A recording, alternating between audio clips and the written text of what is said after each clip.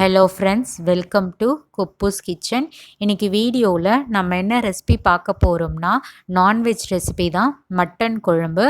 இது பார்த்திங்கன்னா இட்லி, சாதம், தோசை, இடியாப்பம் இதனோட சைடிஷ்ஷாக வச்சு சாப்பிட்றதுக்கு ரொம்ப சூப்பராக இருக்கும். இந்த ரெசிபி எப்படி செய்கிறதுன்னு பார்க்குறதுக்கு முன்னாடி இது வரைக்கும் நீங்கள் நம்ம சேனலை சப்ஸ்கிரைப் பண்ணாமல் இருந்தீங்கன்னா மறக்காமல் சேனலை சப்ஸ்கிரைப் பண்ணுங்கள், லைக் பண்ணுங்கள், ஷேர் பண்ணுங்கள், கமெண்ட்ஸ் பண்ணுங்கள், மறக்காமல் பெல் நோட்டிஃபிகேஷனை கிளிக் பண்ணுங்கள். அப்போ தான் நாங்கள் அப்லோட் பண்ணுற வீடியோஸ் வந்து உங்களுக்கு உடனுக்குடன் வந்து சேரும். வாங்க கிச்சனுக்குள்ளே போல் அந்த ரெசிபி எப்படி செய்கிறதுன்னு பார்க்கலாம். இந்த ரெசிபி செய்கிறதுக்காக நான் 1/4 கிலோ அளவு வந்து மட்டன் எடுத்திருந்தேன். அது மட்டன் பார்த்திங்கன்னா 2லேருந்து 3 முறை நல்லா வாஷ் பண்ணிக்கலாம். வாஷ் பண்ண மட்டனை வந்து ப்ரெஷர் குக்கரில் சேர்த்துக்கலாம்.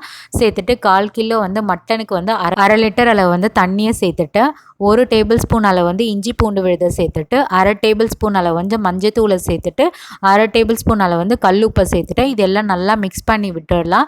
இப்போ ப்ரெஷர் குக்கர் வந்து க்ளோஸ் பண்ணிவிட்டு குறைஞ்சது வந்து 7 விசில் வர வரைக்கும் நல்லா வேக வச்சு எடுத்துக்கணும். ஒரு சில வந்து மட்டன் பார்த்திங்கன்னா 7லேருந்து 10 விசில் வச்சா தான் நல்லா வெந்து வரும். ஸோ நான் எடுத்துருக்க வந்து இந்த மட்டனுக்கு வந்து 7 விசில் வச்சு தான் வேக வச்சு எடுத்துக்கிறேன். இட் டிபெண்ட்ஸ் தான். நீங்கள் வந்து எடுத்து பார்த்துட்டு வேகலைன்னா இன்னொரு முறை வந்து நல்லா வேக வச்சு எடுத்துக்கோங்க. இப்போ மட்டன் வந்து 7 விசில் வந்துருச்சு, நல்லா வெந்து வந்துருச்சு, ஓரமாக வச்சிடலாம். அடுத்து மசாலாஸ் வந்து தயார் பண்ணிக்கலாம். கேஸ் ஸ்டவ் ஆன் பண்ணிவிட்டு கடாய் வச்சுட்டேன். கடாய் நல்லா சூடான பிறகு 1 டேபிள் ஸ்பூன் அளவு வந்து கடலெண்ணெய் சேர்த்துக்கிறேன். எண்ணெய் காஞ்சதும் ஒரு மீடியம் சைஸ் அளவு வந்து வெங்காயத்தை நீல வாக்கில் கட் பண்ணி சேர்த்துக்கிறேன். இது கண்ணாடி பதத்துக்கு வதங்கி வந்தால் மட்டும் போதும். இப்போ வந்து கைப்பிடி அளவு வந்து கருவேப்பிலை வந்து சேர்த்துக்கிறேன். சேர்த்துட்டு நல்லா வதக்கி விட்டுக்கலாம். வெங்காயமும் கருவேப்பிலையும் பார்த்திங்கன்னா நல்லா வதங்கி வந்த பிறகு நம்ம புதினாவும் கொத்தமல்லியும் வந்து சேர்த்துக்கலாம். அதுவும் நல்லா எண்ணெயில் வந்து வதங்கி வரணும். இந்த ரெசிபி வந்து செய்கிறப்போ த்ரூ அவுட்டாக நீங்கள் வந்து மீடியம் ஃப்ளேம்லேயே வச்சு செய்யுங்க.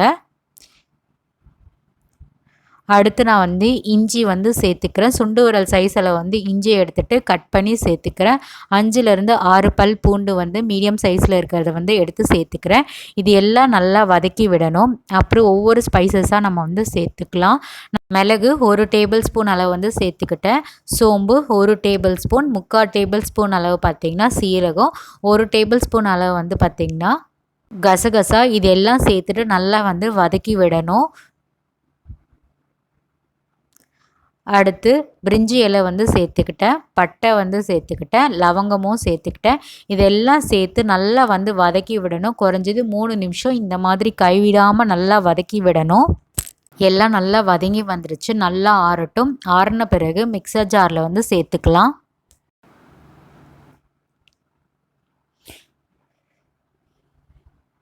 ஸோ எல்லாமே மிக்சர் ஜாரில் சேர்த்தாச்சு. 1/4 டம்ளர் அளவு வந்து தண்ணி வந்து சேர்த்துக்கலாம். அப்போ தான் நல்லா அரைப்பட்டு வரும். இப்போ லிட்டை போட்டு க்ளோஸ் பண்ணிவிட்டு நல்லா அரைச்சி கொண்டு வந்துடலாம். மைய அரைச்சி கொண்டு வந்துடலாம். அடுத்து அதே ப்ரெஷர் குக்கரில் நம்ம வந்து மட்டன் குழம்பு செய்ய போகிறோம். 5 டேபிள் ஸ்பூன் அளவு வந்து கடலெண்ணெய் வந்து சேர்த்துக்கிட்டேன். எண்ணெய் கொஞ்சம் தாராளமாகவே சேருங்க, மட்டன் குழம்பு அப்போ தான் சூப்பராக இருக்கும். அடுத்து நான் ஒவ்வொரு ஸ்பைசஸாக வந்து சேர்த்துக்கிறேன். பட்டை, லவங்கம் இதெல்லாம் சேர்த்துக்கிறேன். இது எண்ணெயிலே நல்லா பொரிஞ்சு வரட்டும். அடுத்து பிரிஞ்சி இலையும் சேர்த்துக்கிட்டேன். பட்டை, லவங்கம், பிரிஞ்சி இலை இதெல்லாம் நல்லா எண்ணெயில் வந்து வதங்கி வரட்டும். எண்ணெய் நல்லா காஞ்ச பிறகு இதெல்லாம் போடுங்க. அடுத்து கட் பண்ணி வச்சுருந்த வெங்காயத்தை வந்து சேர்த்துக்கிறேன். நான் இந்த ரெசிபி செய்கிறதுக்காக 2 மீடியம் சைஸ் அளவு வந்து வெங்காயம் வந்து நீல வாக்கில் கட் பண்ணி சேர்த்துக்கிறேன். இதை நல்லா வந்து வதங்கி வரணும். கோல்டன் ப்ரௌன் கலர் இல்லாமல் லைட் ப்ரௌன் இல்லாமல் இன்பிட்வீனில் வரணும். கண்ணாடி பதத்துக்கு அடுத்த பதம் தான் இது. இதை நல்லா கைவிடாமல் வதக்கி விடுங்க. இப்போ இது நல்லா சீக்கிரம் வதங்கி வரணுன்றதுக்காக சிட்டிகளை வந்து உப்பு சேர்த்துக்கிறேன். உப்பு சேர்த்தது நல்லா வந்து கைவிடாமல் வதக்கி விட்டுக்கலாம்.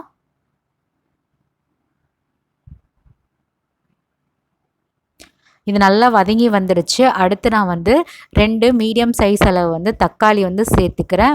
ஈக்குவல் ப்ரப்போர்ஷன் தான். 2 வெங்காயம்னா 2 தக்காளி ஈக்குவல் ப்ரப்போர்ஷனில் தான் நான் சேர்த்துருக்கேன். தக்காளி பார்த்திங்கன்னா நல்லா குழைவாக வெந்து வரணும். அது வரைக்கும் நம்ம நல்லா இந்த எண்ணெயிலே வதக்கி விட்டு எடுக்கணும். கொத்தமல்லியும் புதினாவும் சேர்த்துட்டு நல்லா வதக்கி விட்டுக்கலாம். இது நல்லா குழைவாக வெந்து வந்த பிறகு நம்ம ஏற்கனவே தயார் பண்ணி வச்சுருந்த மசாலாஸை வந்து சேர்த்துக்கலாம். சேர்த்ததும் நல்லா வந்து கலந்து விட்டுக்கலாம். இதை நல்லா வந்து கலந்து விட்ட பிறகு மஞ்சத்தூள் வந்து 1/4 டேபிள் ஸ்பூன் அளவு வந்து சேர்த்துக்கலாம். தனியா பார்த்திங்கன்னா 1 டேபிள் ஸ்பூன் அளவு வந்து சேர்த்துக்கிறோம். Red chilli powder 1/2 table spoon அளவு வந்து சேர்த்துக்கலாம். உங்ககிட்ட வந்து ரெட் சில்லி பவுடர் இல்லைன்னா பிரச்சனை கிடையாது, வீட்டில் இருக்க குழம்பு மிளகாய் தூளே வந்து யூஸ் பண்ணிக்கோங்க. இதெல்லாம் சேர்த்ததும் நல்லா வந்து கலந்து விட்டுக்கலாம். இதனோட பச்சை வாசம் வந்து போகணும் கம்ப்ளீட்டாக. பச்சை வாசம் போன பிறகு நம்ம வேக வச்சுருந்த மட்டன் வந்து இதில் சேர்த்துக்கலாம். சேர்த்ததும் இமீடியட்டாக நல்லா வந்து கலந்து விட்டுக்கலாம். இனிஷியலாக மட்டன் வேக வைக்கிறப்பவே நம்ம உப்பு சேர்த்துருந்தோம், அதனால தான் இப்போ உப்பு சேர்க்கலை. ஸோ 1/2 டம்ளரில் வந்து தண்ணியை ஊற்றி சேர்த்துக்கிறேன். இப்போ உப்பு இருக்கான்னு மட்டும் செக் பண்ணி பாருங்கள். உப்பு கம்மியாக இருந்தால் சேர்த்துக்கோங்க. இதை நல்லா ஒரு கொதி வரட்டும். கொதி வந்த பிறகு நம்ம ப்ரெஷர் குக்கரை போட்டு க்ளோஸ் பண்ணிவிட்டு குறைஞ்சது 3 விசில் வர வரைக்கும் நல்லா வேக வச்சு எடுக்கணும். 3 விசில் வந்து வந்துருச்சு. இந்த டைம் கேஸ் ஸ்டவ் ஆஃப் பண்ணிவிட்டு ப்ரெஷர் ரிலீஸ் ஆனதும் ஒரு கொதி விட்டு இறக்கிட்டா மட்டன் குழம்பு வந்து தயாராகிடுச்சு. இப்போ பாருங்கள், நல்லா வந்து ஒரு கொதி விட்டு வந்துருச்சு. இப்போ ஃபைனலாக நம்ம வந்து கொத்தமல்லியும் புதினாவும் கைப்பிடி அளவு வந்து சேர்த்துக்கலாம். சேர்த்ததும் நம்ம நல்லா வந்து கலந்து விட்டுக்கலாம். அப்போ தான் நல்லா வாசமாக இருக்கும். இப்போ நல்லா சுட சுட வந்து ஒரு பவுலில் வந்து ட்ரான்ஸ்ஃபர் பண்ணிடலாம். இது சாதத்துக்கு பிசைஞ்சு சாப்பிட்றதுக்கு ரொம்ப சூப்பராக இருக்கும்.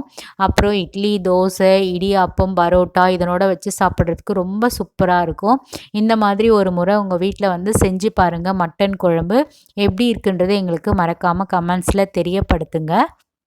அதே போல் காரம் பார்த்திங்கன்னா உங்களுக்கு தகுந்தா போல் சேர்த்துக்கோங்க. நான் வந்து எங்கள் வீட்டில் எந்த அளவுக்கு காரம் சாப்பிடுவாங்களோ அதே போல் சேர்த்துருந்தேன். அது மட்டும் கொஞ்சம் பார்த்து பண்ணிக்கோங்க. இந்த ரெசிபி உங்களுக்கு பிடிச்சிருந்தால் மறக்காமல் சேனலை சப்ஸ்கிரைப் பண்ணிவிட்டு சப்போர்ட் பண்ணுங்கள். அதே போல் உங்களோட ஃப்ரெண்ட்ஸ் அண்ட் ஃபேமிலிக்கும் இந்த வீடியோ வந்து ஷேர் பண்ணுங்கள். இதே போல் வேறு ஒரு டிஃப்ரெண்ட்டான ரெசிபி வீடியோவில் நம்ம சந்திக்கலாம். பாய்.